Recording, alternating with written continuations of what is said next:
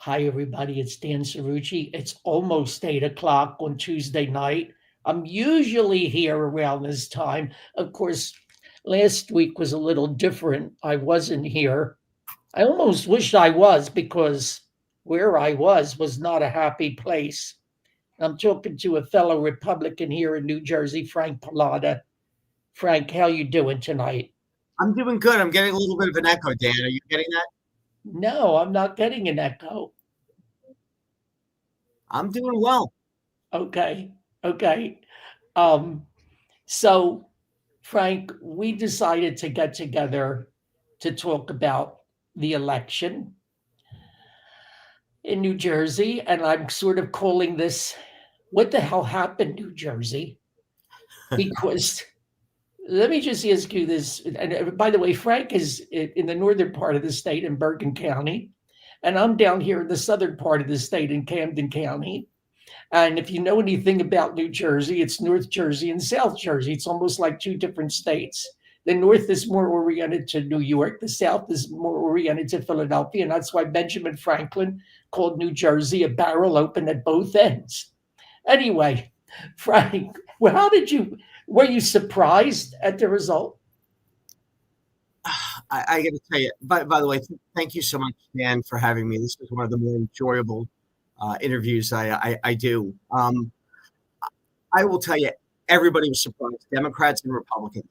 I think the range I heard was, Jack by one or two to Jack losing by 4 or 5. Even the Democrats, the most, I guess, worst case scenarios for Republicans, best case for Democrats, was in the neighborhood of Mikey winning by 7 or 8. But there were a lot of folks here that in Bergen County, anyway, Democrats I talked to, who were blown away. They were nervous that Jack would pull it off. But when this got to be 8, 9, 10, 14, it looks like it's going to settle in about 14 points. They were more surprised than we were.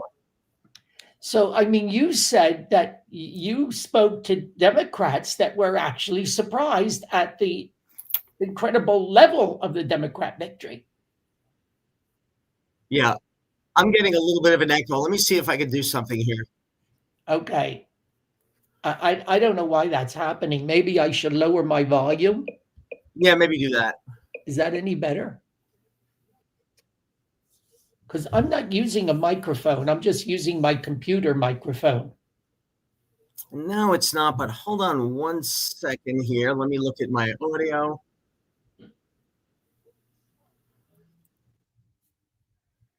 But we're waiting for Frank to check out the audio because he's getting a bit of an echo on his end. I'm not getting any echo on my end.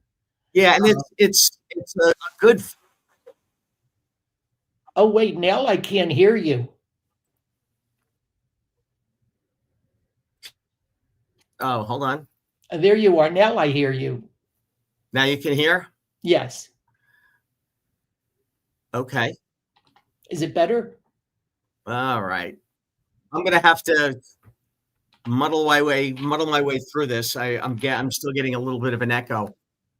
All right. Well, I'll try. I'm not going to shout. I'm not going to shout. I'm going to. So we were talking about the impact, the size of the Democrat victory in New Jersey. And let me ask you, Frank, did you see it coming? Was there a point at which you thought this election might have been turning against the Republican Party?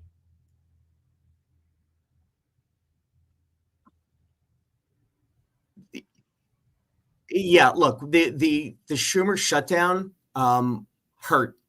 I think there was a thought where affordability, as we talked earlier, was an issue. We owned affordability. For a while, we owned affordability. And I think that issue peaked right around July and August utility bills arriving. And Jack had hit that at the right time. And then, the shutdown started to become an issue. But what really started, I think, to turn this thing the other way was the 3 or 4 or 5 different groups that we thought we were going to drag through the Trump campaign into the Cirucci campaign is I don't think we message well enough to the Hispanic community. I don't think we message well enough to women.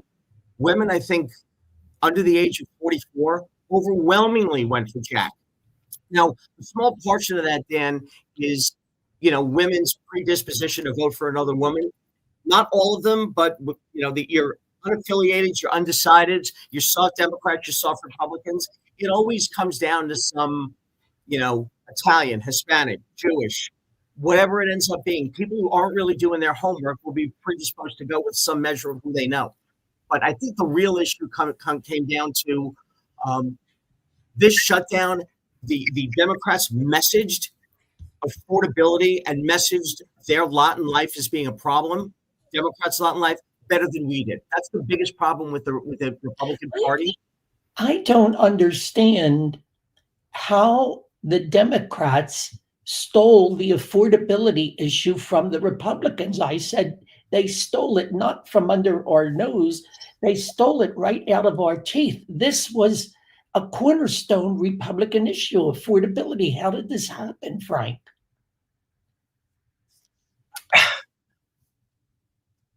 Dan, what the Democrats have always done well, and we do poorly as a party, and it's been forever.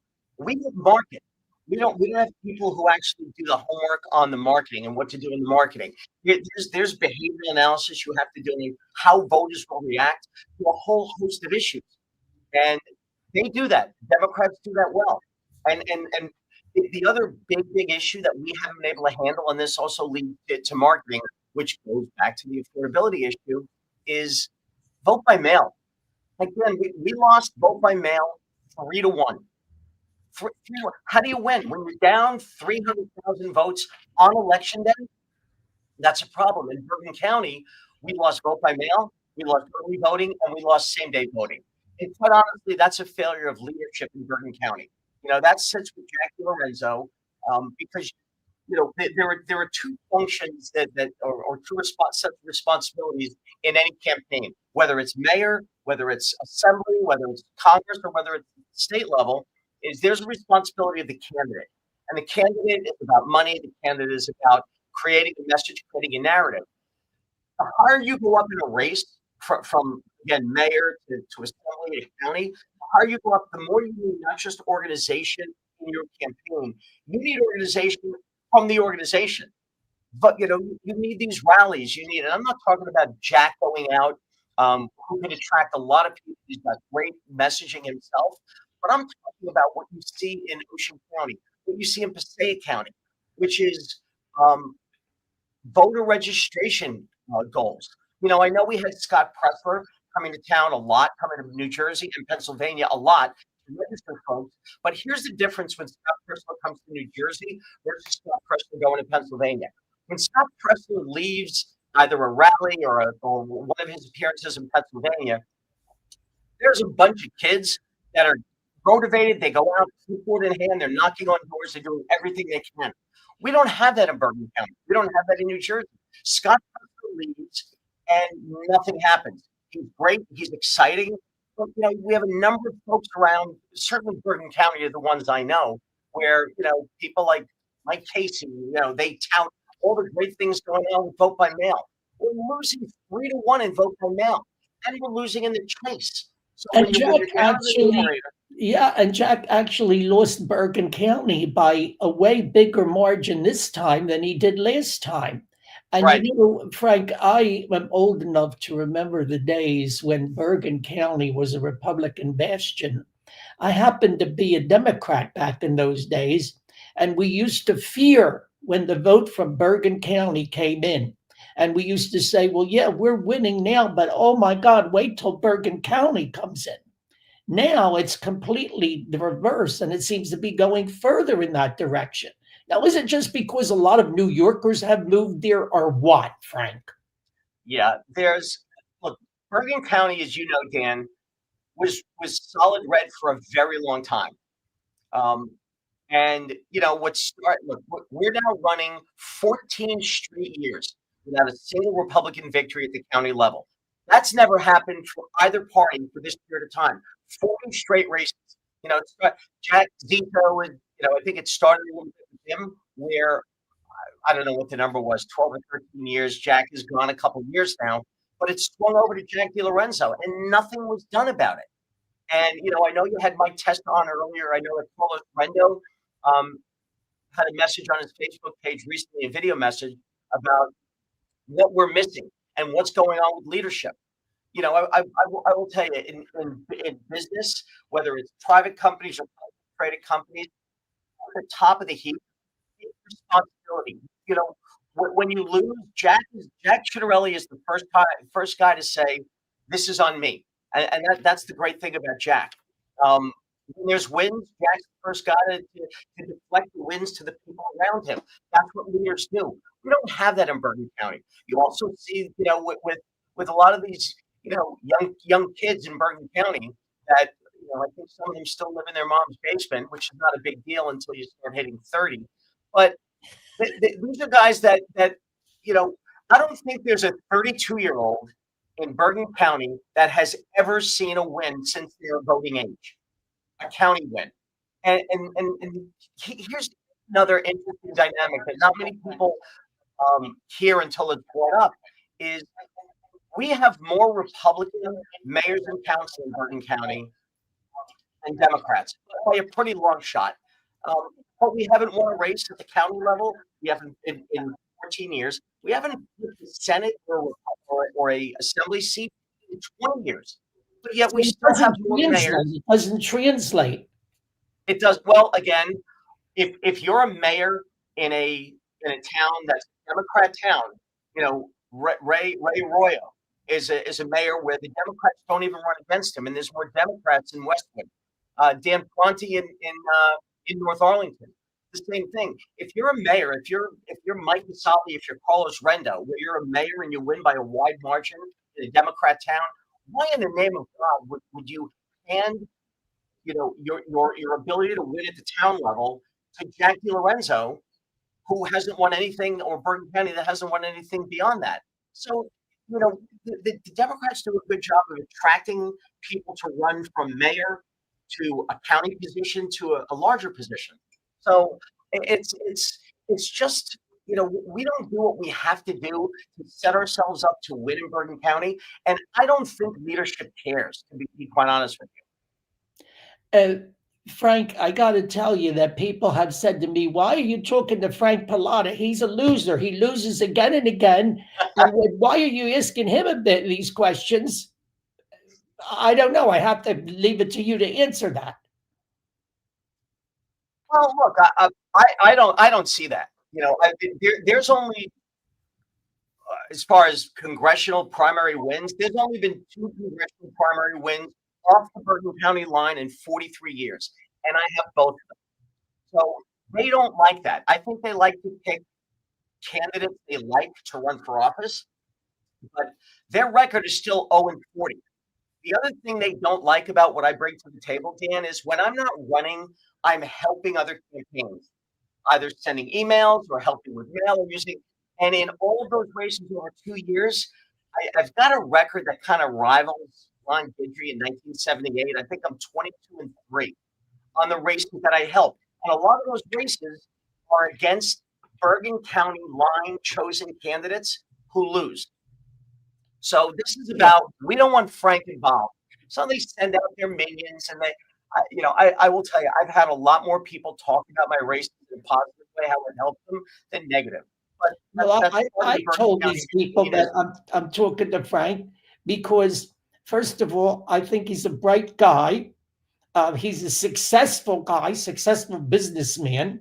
Okay, he's affable, and to me, you've always had a lot of credibility.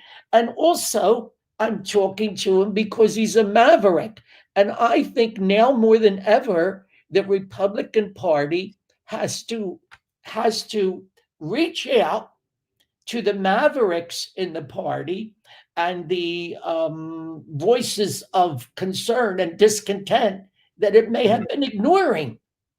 Yeah. Don't you agree? Look, Dan, I agree. And I'll tell you, I sat down with Jack DiLorenzo last year, I talked to him about what I thought the trending was going to be in Bergen County. I didn't jump in and say, "Hey, I want to run for assembly." I sat down with Jack and 6 or 7 different mayors and said, "Let me tell you what I think the problem is going to be." I talked about voter registration. I talked about the lack of what I think they do right and why we continue to lose. What I got from Jack DiLorenzo in this meeting, and again, I didn't go there to say I felt like running or I wanted to run. I went there to say, there's a problem. In District 39, we used to win by double digits, and we won in 2023 by 6.75 points. And I said, there's a fear here that we will continue to lose, and this might go the way of CD5 with Scott Garrett. And Jack stopped the meeting. He said, if you dare to run, I'm going to get Holly Schapisi and everybody else and all these mayors to endorse against you, which, again, doesn't matter to me. I went there giving them what I thought was insight. And fast forward, Holly Capizzi went out and got a whole bunch of people, mayors, to endorse the other team. By the way, Bob, she's never gotten along with. I think it's pretty well known in Bergen County, Bob and Holly do not get along. But Holly appeared to have gotten the marching orders of anybody but Frank. I don't listen to anybody except the voters, Dan. That's don't what it you comes down to. think? I mean, isn't this one of the things we have to talk about, Frank? Is that we have to get past this internecine warfare, this internal warfare within the Republican Party. Right. And I say this is a time now, as our party is sitting in the ruins, in the ashes of an enormous crater. Yeah. And we're all there. We're all there, all of us. Yep. This is a time now to let it all out. This is a time to let out all our grievances. And I don't care how petty or whatever they are. Let's put them on the table. Right. Let's talk and see if we can move forward. Do you agree? I agree, Dan. And I've never been, for some reason, they've labeled me as, Frank's divisive and Frank separates. I won 2 congressional campaigns off the line because I understood the message and I understood what to do. And it took Holly and John and the BCRO and a bunch of other people, including John DeMeo, $300,000 they spent against me in the primary. $300,000, which that's great. They got their win, but John and Bob finished this campaign. I think John has really won by 1 point. They sent out 23 mailers against Frank Pallotta to talk about how bad a guy he was. They sent out 0 mailers against the Democrats in the general. Now, I think that's basically knowing what we don't want more than what we want. We don't want Frank, or we don't want Bill or Bob or Joe or Tom. And then they run to a primary and they disappear during the general. And John won by 1 point. Bob Off won by 2 points. Okay, we went from winning by 11.75 to winning by 1 and 2 points. I was not wrong. We're losing it. And no one understands why we're losing it. And it's simple. We don't market. We don't talk about what the issues are. And Bergen County, just specifically Bergen County, I think they're happy with local wins. And I think they're basically, they don't want to try and win at the county level. They don't want to try and win at the state level. And if you take a look at the money also, Bergen County Democrat organization, I think, was sitting on $1 million, $1.1 million, $1.2 million, right around that, just a month or so ago. And with our new chair or co-chair of the Bergen County Republican organization, Tommy Toscano, I think we were sitting on $40,000. So, when you've got that kind of differential, the Ed Durr win a bunch of years ago was lightning in a bottle, where he spent next to nothing, and I got that. And it was extraordinary. And I love to see a maverick come out of nowhere and win. It just appeals to me. I think when I see an underdog come out of nowhere and win, I think it appeals to everybody. But let's get back to the statewide race. Yeah. Okay. A criticism that has come up one of many. You know how it is. I mean, success has a million fathers. Defeat is always an orphan. Okay, Right. but a criticism that has come up is that why did Jack use the same team of advisors and consultants he lost last time? Okay, why didn't he start afresh with a completely new team? And there's been a lot of criticism directed at the consultants here. I don't think. Look, I agree with you. I know Chris Russell. A lot of the consultants in the state, Dan, make all their money on mail, and they make all their money on media buys. Um, when someone moves from campaign manager or being aggressive to the consultant area, you've got two camps. You've got the grassroots campaign manager person who moves up the curve, who understands how to talk to the voters, and then you have the guy who sent mail for a living, who now calls himself a consultant. The markup on mail is about 40%. The millions that was spent on media, on buys, is a 15% cut to Chris Russell or to whoever the manager. So they don't have to be right. They just have to cash the check. And when he's the only guy that people are talking about, I know Holly uses this guy in Pennsylvania, Jason Urquhart, who sent the 23 mailers against me. He made a pretty penny. It's the consultants who make a lot of money on the backs of campaigns. We're not seeing as much in, I would say, um, targeted digital buys. We don't see a lot of that. They're just basically out there saying, we are the guy everyone uses, and we'll get him next time. So to answer your question about Jack, I don't know Jack's business decision on why he chose Chris. It might have been, hey, we came really close. Let's keep the same team together. Maybe it's the New York Yankees who missed the playoffs by 3 games, and they figured, let me go get a closer, and then maybe we'll get over the hump. Steinbrenner wasn't like that. Steinbrenner lost. He cleaned house and figured out how to move forward. Chris worked for my campaign, my first campaign, my first primary, and nice enough guy. I wasn't impressed with his advisory work, his oversight work. His mail was fine, but who knows? I just know that. You said he has a tendency to run to the middle. Well, look, that's definitely something that I think is a problem. That's always been a problem with Chris Russell and a few of these other campaigns is they think because New Jersey is 41, 42% unaffiliated, that you've got to run to the middle. And I don't think that's the case. I think you run as a Republican and you attract the middle. That's different. You make the unaffiliated play on your home field. And that's been a problem, I think, for a long time.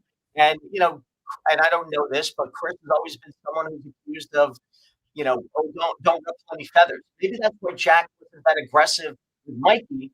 But, Jack was a nice guy and Mikey was a nice girl.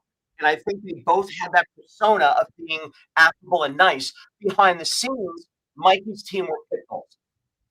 Jack's team was not. His consulting team.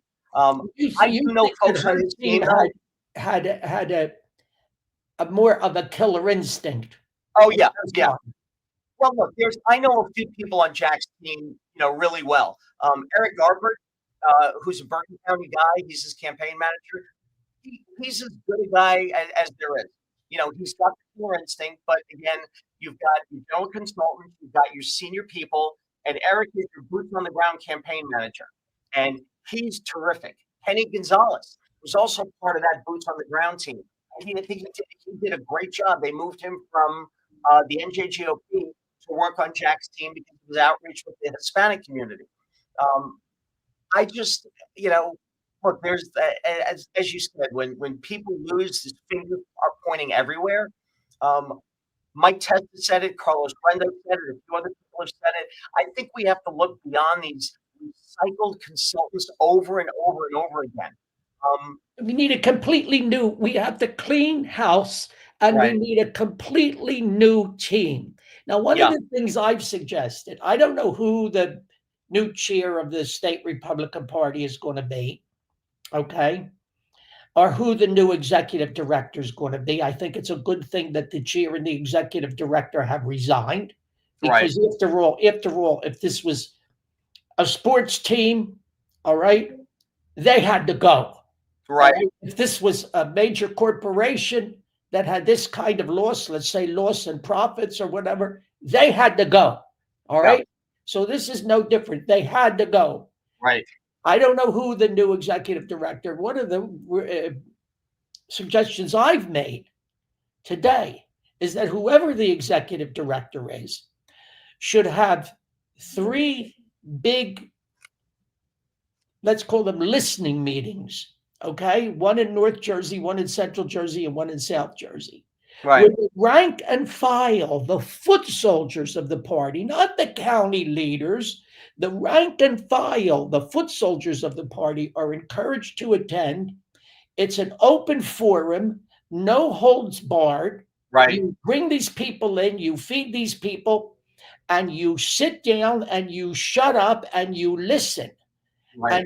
And all ideas are welcome.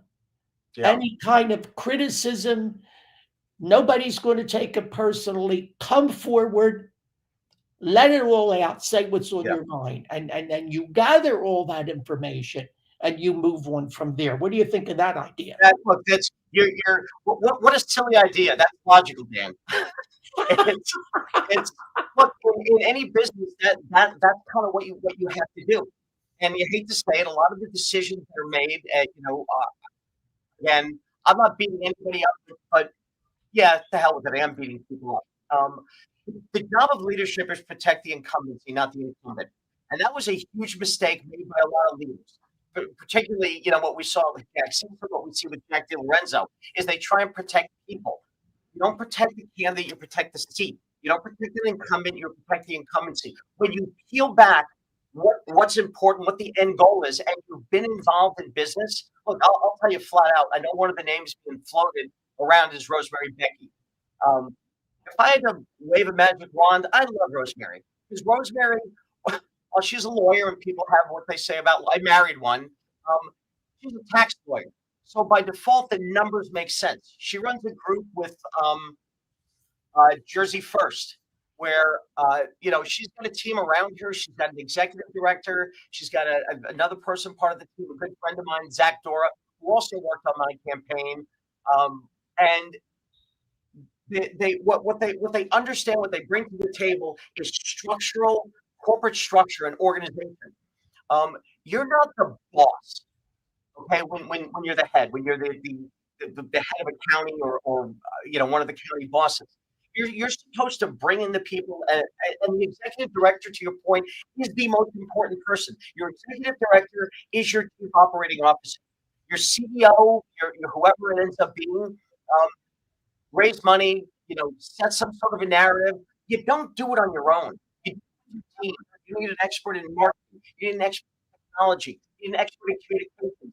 That's your C-suite, and we just don't have the money. We don't have the team. We don't have the people. But I think if you get somebody like a Rosemary, who has connections down in DC, who's been involved in building organizations, people will say, "Well, she lost her congressional race."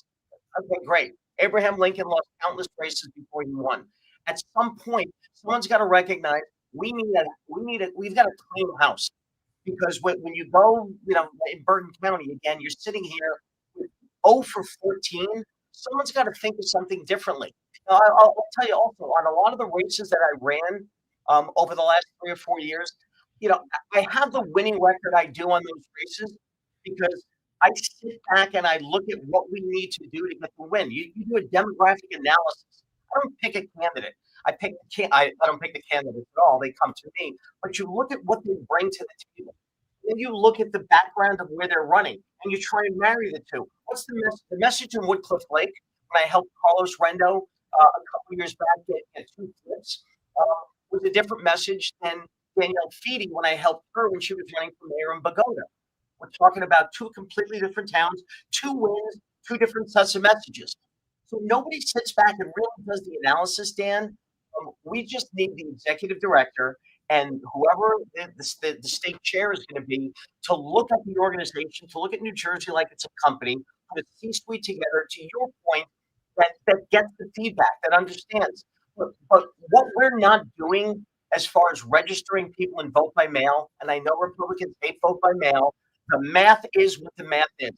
When you're losing 3-1 in registration and you're losing almost 4-1 in the chase, you're failing at an epic level, and we can't win at those levels. And you don't get vote by mail. People can sign up by sending these kids to the door, to knock on the door, to say, "Hey, you've got to help President Trump."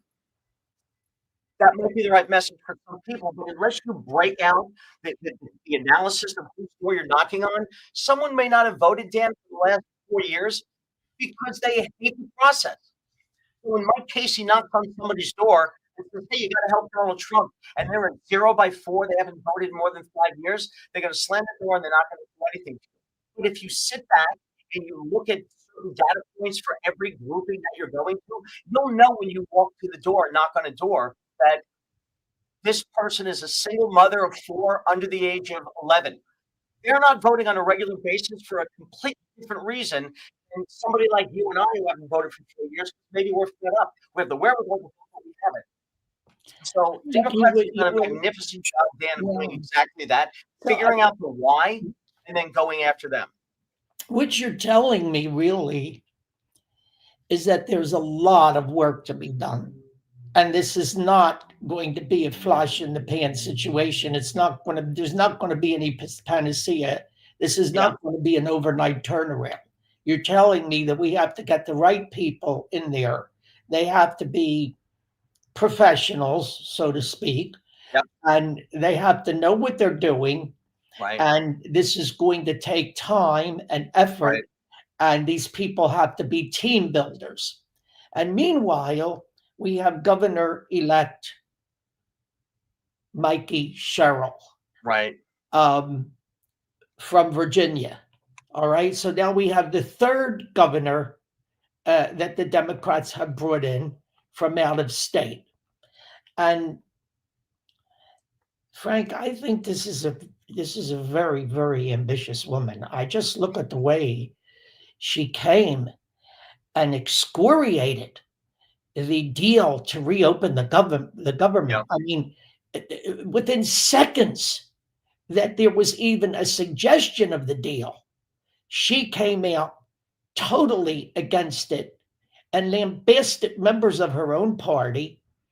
The way she won this election, don't put anything past this woman. I think she is running for president, Frank, already. Yeah. I think it's already underway. You could tell. Look, Christie was the same way. When someone has that ambition. But let me say something about whether this is going to be a long, drawn out. Look, I think today's election, last week's election, set the party back a bit. But here's the math that I think is important. They have been registering people to vote by mail forever. And we know that a vote by mail voter, a vote by mail ballot, has a 42% higher likelihood of making it to be counted than a non-vote by mail ballot. So once you know that, you're supposed to see how many people you can reach out to. The easiest way to reach out to them is not knocking on doors initially. It's not knocking on a door. We have to use technology. And again, I keep droning on about this. Is there are so many things available to us to use.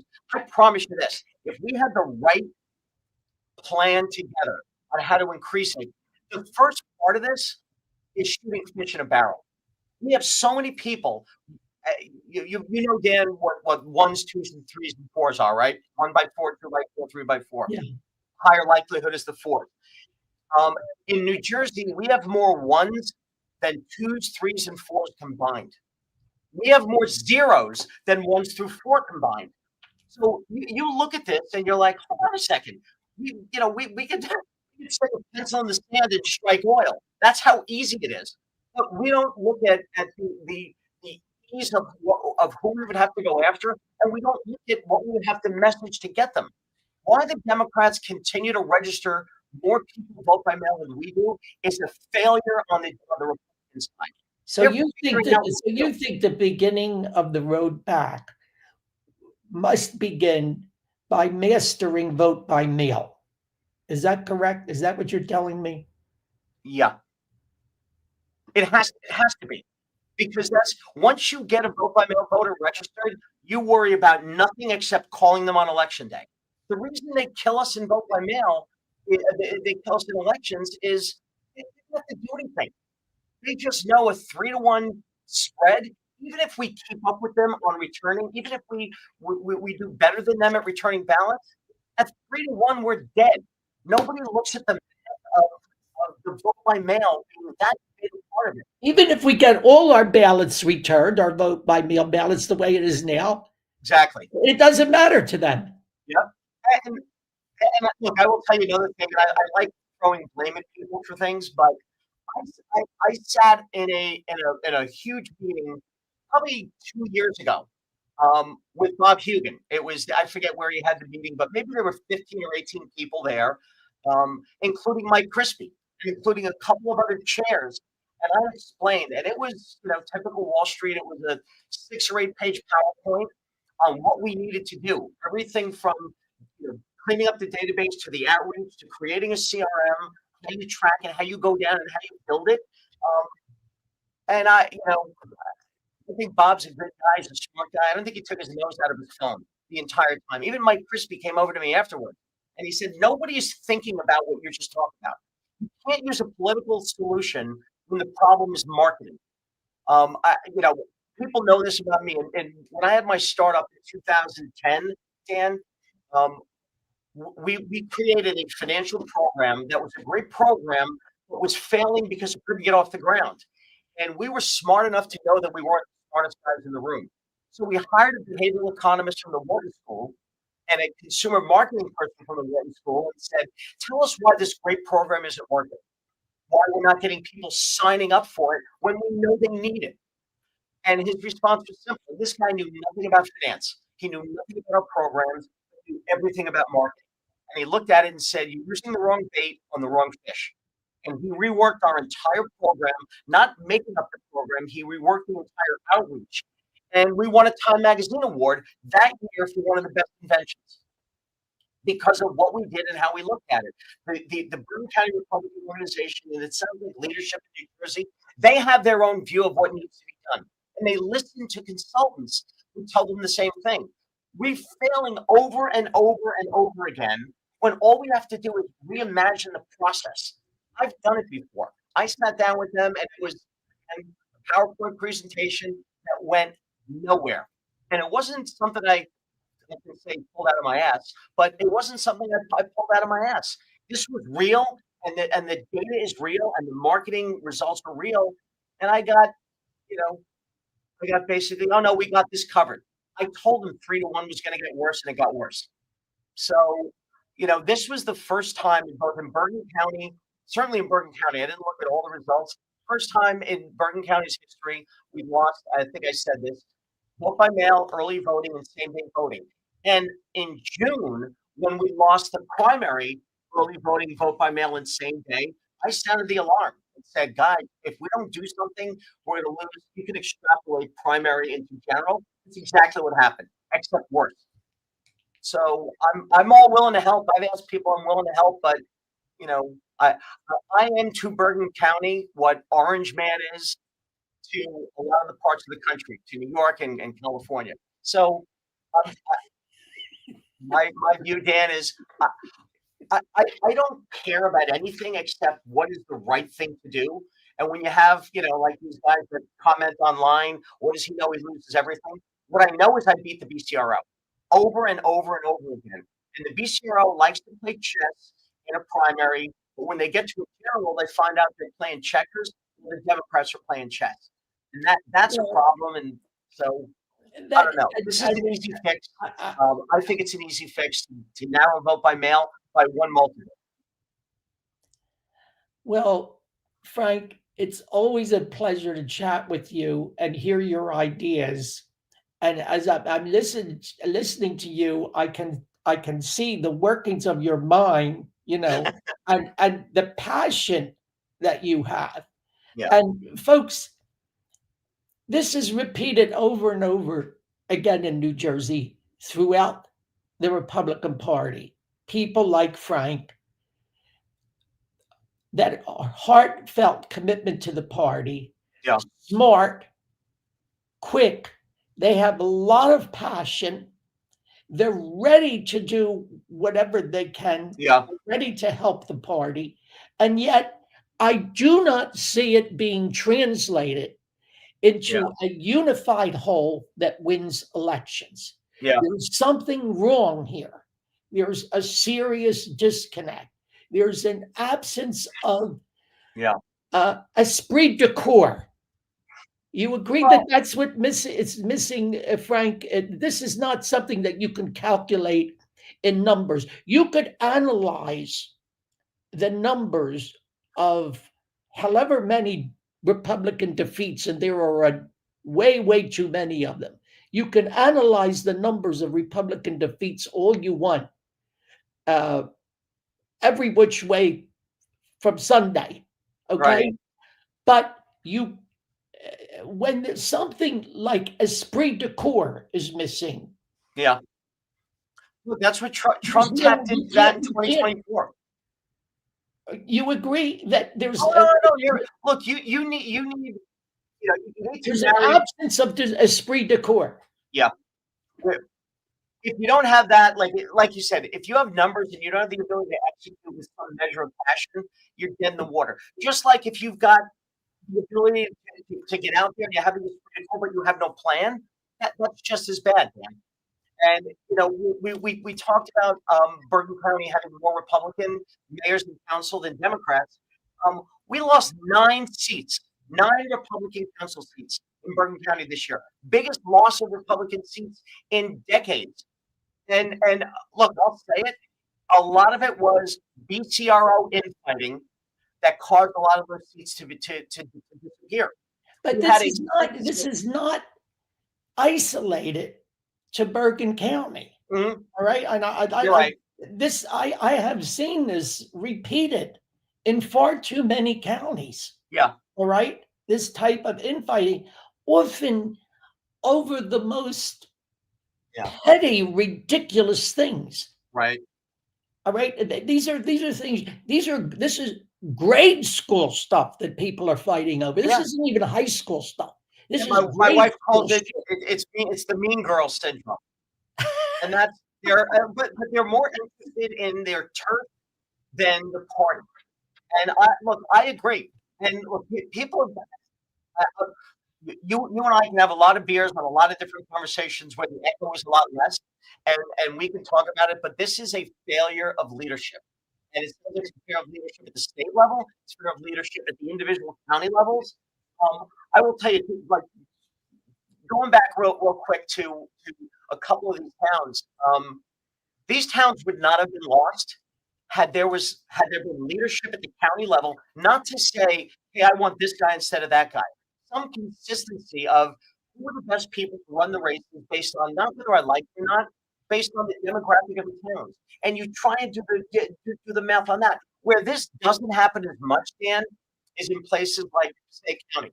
Passaic County, you don't have these little punks making comments all over Facebook and yelling and screaming, loser, and I hate this guy and I hate this girl. It doesn't happen. It doesn't happen in Sussex County as much. It doesn't happen in Ocean County. And it's not because they win. The thought here is you win because there's a measure of discipline. You bring in money because you win. You don't win because you bring in money. And that's also a big, big mistake. When Pete Murphy would have an event at the Brownstone, lines outside the door, 400 people coming in, and Pete Murphy spends that money on his candidates and on the campaigns. And he doesn't get a lot of the wins because basically a lot of Eastern Passaic County are Democrat strongholds. But in the towns where he's got good control over, they win overwhelmingly. And just I'm upset that I think this is an easy fix. Grab a good leader. Have that leader put together their own team. Read the riot act to people. If you're going to go around and you're going to punk out on Facebook and you're going to yell at people and you're going to be the person who creates different personas, you're out. You're out. You're out of the party. You're not going to be part of it. come together. Well, Let's that's do called this. party discipline. That's called party Yeah. discipline, and that's called message discipline. In public relations, we call it message discipline. Okay, and these are all things that the party has to address as we move forward. But Frank, Yeah. we're running out of time. It's Ah, been it's been a pleasure being with you as always, no. and thank you for your time. And I know that we will be talking again, I'm sure. Yeah, we will, and I'll make sure that we test out so there's no echoing on this. 'Cause I will tell you, it is daunting to follow this with a 4-second delay. I'm reading your lips and I'm listening to something else, so I get sound coming in. But the next time we'll do that homework early hand. This was my fault. This is on me. I didn't have the discipline to do a real sound check beforehand. I own that, Dan. Well, I had no trouble hearing you, and I will go back and look at the tape. I hope the Uh-huh. tape is okay. All right, and next time we'll try to get this figured out. But No, I appreciate that. but at least we got from the beginning of the to the end. So No thank you, worries. No Frank. worries. Thank you very much. I appreciate it. Take care. Good You well. night. Thank you.